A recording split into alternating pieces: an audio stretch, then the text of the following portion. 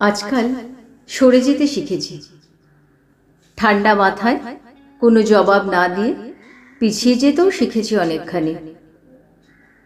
চুপ করে ভাবতে শিখেছি কোনটা ঠিক আমার জন্য আর কোনটাই বা বিষাক্ত কাটা। চিনতে শিখেছি মানুষের মুখোশের নিচের মুখটাকে। বুঝতে শিখেছি কার হাসিটা আমার জন্য মঙ্গলের আর কারটাই বা অভিশাপের।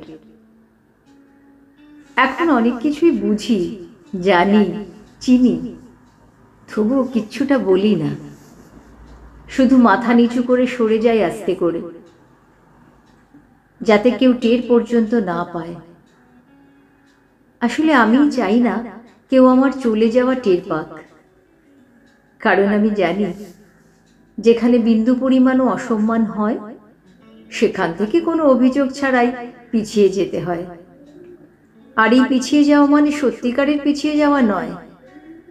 এই পিছিয়ে যাওয়া মানে নিজেকে যত্নে রাখা, সম্মানের মুকুট নিজের মাথায় পরিয়ে দেওয়া আর কলঙ্ক নিজের গায়ে না মাখা।